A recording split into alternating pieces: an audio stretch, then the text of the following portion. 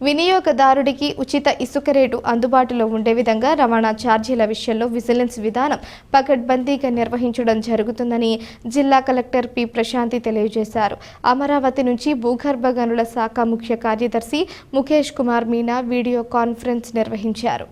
ఈ సందర్భంగా జిల్లా కలెక్టర్ పి ప్రశాంతి మాట్లాడుతూ స్టాక్ యార్డ్లో ప్రస్తుతం సుమారు 7,50,000 మెట్రిక్ టన్నుల ఇసుక నిల్వ ఉందని, డీసిల్టింగ్ త్వరలోనే చేస్తామన్నారు.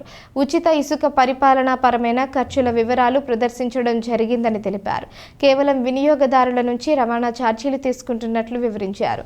అన్ని ఇసుక డంపింగ్ యార్డ్లలో సీసీ కెమెరాలు ఏర్పాటు చేయడం జరిగిందన్నారు. 7 కోట్ల డీసిల్టేషన్ పాయింట్ల వద్ద త్వరలో ఇసుక పంపిణీ ప్రారంభించడానికి చర్యలు చేపట్టడం జరుగుతుందని వివరించారు.